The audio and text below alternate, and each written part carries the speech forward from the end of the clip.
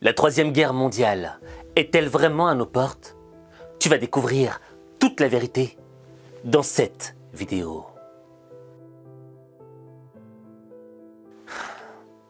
Est-ce que tu te souviens de cette vidéo qui était virale, où un homme avait demandé à Alexa quand allait commencer la Troisième Guerre mondiale? Alexa, when will World War III start?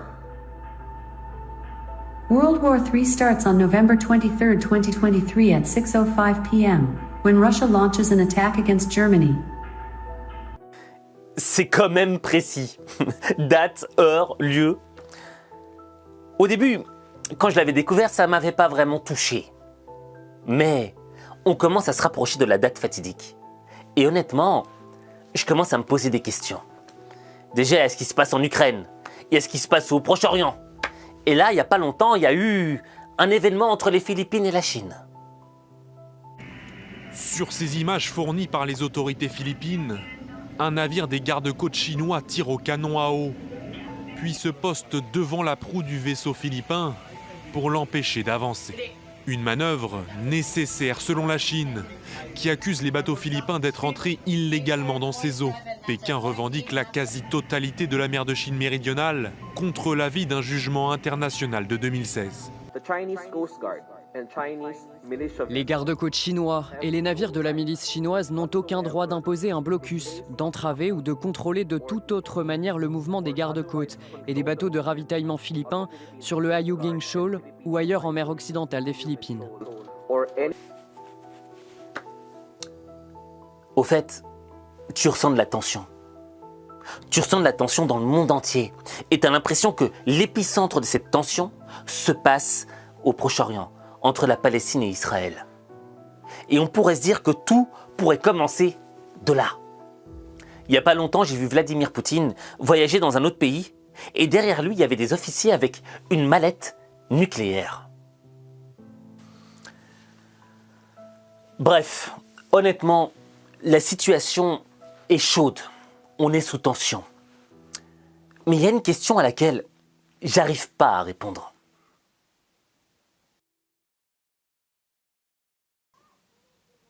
La question que je me pose, elle peut paraître débile. Mais moi, ce que je me dis, c'est que, regarde notre époque d'aujourd'hui. On est en 2023. Et d'un point de vue technologique, qu'est-ce qu'on a évolué par rapport à il y a 100 ans, 200 ans, 300 ans? Alors imagine pas par rapport à 1000 ans. On sait ce qu'il y a dans l'univers, on sait qu'il y a d'autres planètes, on découvre des trucs scientifiques, on guérit le cancer. Et pourtant, malgré cette évolution technologique, la nature humaine, elle, n'évolue pas. J'ai l'impression que l'histoire se répète. On connaît les conséquences du passé, on connaît les conséquences des secondes guerres qui se sont produites. Mais malgré cela, on continue à se diriger vers les mêmes conséquences. Alors que, vu qu'on a évolué technologiquement, on devrait normalement être plus intelligent. Mais c'est pas le cas. Parce que la nature humaine reprend toujours le dessus. Et je vais te donner un simple exemple. Moi, parfois je me crois intelligent, tu vois. Parfois je me dis, oh là, t'as fait un truc, Aziz. Oh, t'es au top, mon gars. Mais il n'y a pas longtemps de cela, j'ai fait un voyage en avion. Et au moment où je me dirigeais vers mon siège, il y avait un mec qui était assis à côté, là. Et il avait les jambes écartées, les bras sur les deux accoudoirs, comme s'il était assis sur un trône. Mais le problème, il était où? C'est que lorsque moi je m'asseyais, ses jambes, sa jambe là, elle empiétait sur mon espace, sur mon territoire. Et j'avais aussi envie de poser mon bras sur l'accoudoir. Il y avait assez de place pour tous les deux. Et donc, pendant le vol, a commencé une petite guéguerre de territoire. Je commençais à pousser ma jambe sur sa jambe, lui faisant comprendre qu'il rentrait dans mon territoire. Je commençais à mettre mon bras sur l'accoudoir. Et je poussais, et il repoussait, mais je repoussais encore, tu vois. Je voulais gagner cette guerre. Et quand je suis descendu de l'avion, que je suis arrivé chez moi, je me suis dit, Aziz, t'es quand même con. T'es quand même con d'avoir fait cette petite guéguerre pour rien. Parce que pour info, j'avais gagné la guerre après, tu vois. J'avais bien poussé le mec. Mais je me sentais con. Et je comprenais pas pourquoi j'avais eu cette attitude. au fait, il y avait une émotion qui m'habitait. Et c'est l'émotion qui prenait le dessus sur moi, qui était maîtresse sur mes actions, sur ce que je faisais. Alors maintenant, on retranscrit ce que j'ai vécu à l'échelle d'un chef d'État. Un chef d'État qui a un sentiment de puissance énorme et qui va faire face à un autre chef d'État avec qui il revendique le même territoire, le même degré d'influence, le même... je sais pas quoi, mais le même truc quoi. Comment ça peut se terminer?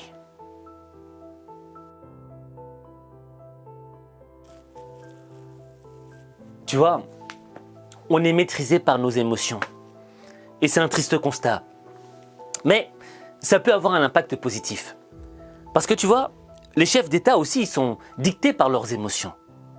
Mais il y a une émotion qui les pousse à reculer. Il y a une émotion qui les pousse à ne pas aller à l'affrontement. C'est la peur. La peur de perdre des plumes. La peur de perdre. Et quel est cet élément, quel est ce dénominateur commun qui crée la peur chez la plupart des chefs d'État? C'est l'arme nucléaire. Je veux dire, quand tu regardes un pays comme la Corée du Nord, tu vois, tu te dis, mais attends, financièrement, c'est pas un pays qui va casser 3 pattes à un canard. Et pourtant, ils se permettent d'insulter les États-Unis. Ils se permettent de provoquer les États-Unis, la première puissance mondiale. Et les États-Unis, eux, ils répondent pas. Ils disent rien. Vote américain. Fils de pute d'américain de ta race. Oui, bonsoir aussi. Messieurs, l'axe du mal défini par George W. Bush comprend notamment la Corée du Nord et ce week-end, cette Corée a menacé, je cite, de débarrasser la terre des États-Unis. C'est une menace grave, une déclaration de guerre.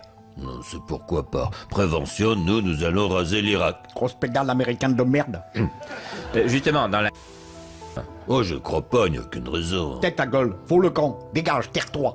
Bien, le temps passe et il faut songer à vaquer. Nous avons une guerre en préparation et... Dégage, on veut plus voir ta sale gueule de merde. Bon, on s'appelle, hein. Mais... vous partez? Vous avez peur? Non, c'est pas ça, mais j'ai laissé la fenêtre ouverte avec le froid, là. Tu es un pic de papier avec des couilles de crevettes à l'ail. Mais où est-elle, la première puissance militaire du monde? Vous la verrez en Irak, monsieur, hein. Ils ne menacent pas. Pourquoi? Parce qu'ils ont peur. Peur de quoi? Pas de la Corée du Nord, mais de l'arme nucléaire. Et j'ai l'impression qu'au fait, l'arme nucléaire, elle met tout le monde en joue, tu vois. Tout le monde se tient comme ça, mais personne n'ose tirer. Parce qu'on sait que s'il y en a un qui tire, tout le monde va tirer et on va tous mourir. Et ça me rappelle le discours de Vladimir Poutine. Il y avait un moment où il avait dit, mais attendez, si on fait une 3e guerre mondiale, la 4e guerre mondiale se fera avec des bâtons. Si le menace d'une 3e guerre mondiale.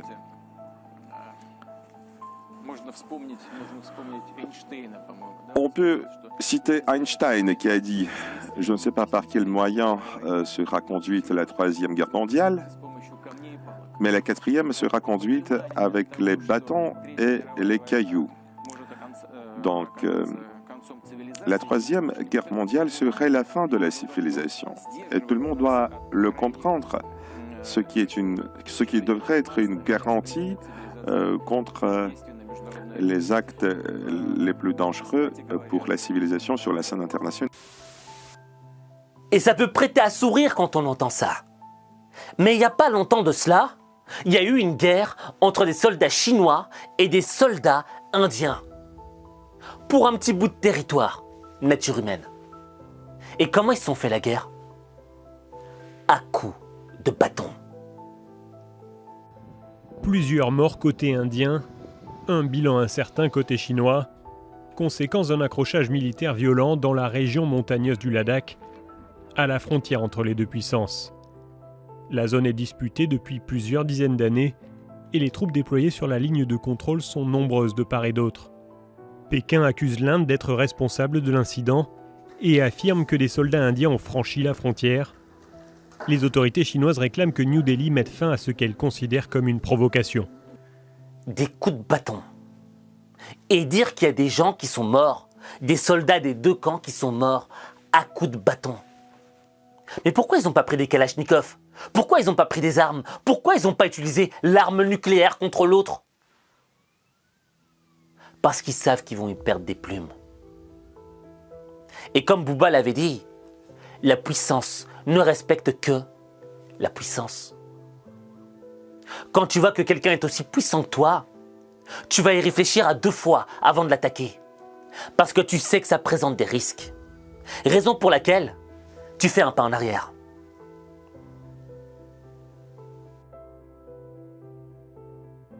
Au fait, quand tu comprends ces éléments-là, tu prends conscience qu'il y a 2 éléments de puissance. Il y a la vraie puissance et il y a le sentiment de puissance. Le sentiment de puissance, c'est quand tu as été mis tout en haut, que tu es leader, tu vois, et que tu as l'impression que tu peux faire tout ce que tu veux, que personne ne peut t'arrêter. Alors qu'en réalité, tes émotions te maîtrisent. Tes émotions te poussent à faire des choses qui vont contre ton humanité, qui te poussent à la bestialité, à ce qu'il y a de plus moche chez l'être humain. Mais la vraie puissance, elle est où? Elle est dans le fait de savoir se maîtriser soi-même, maîtriser ses émotions, savoir maîtriser chacune de ses réactions. Il y a une phrase qui dit « Celui qui est maître de lui-même est plus puissant que le maître du monde. » Et ça veut tout dire.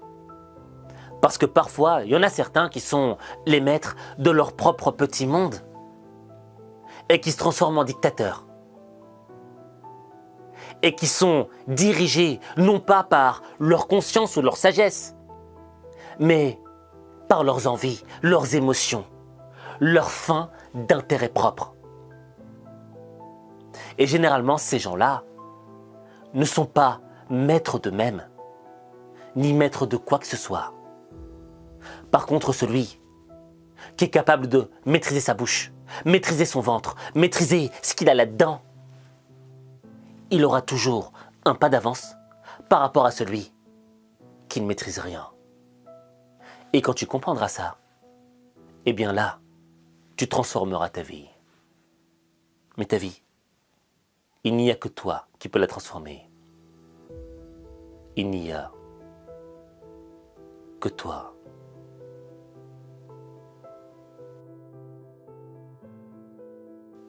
J'ai une question un peu tendancieuse, un peu borderline à te poser.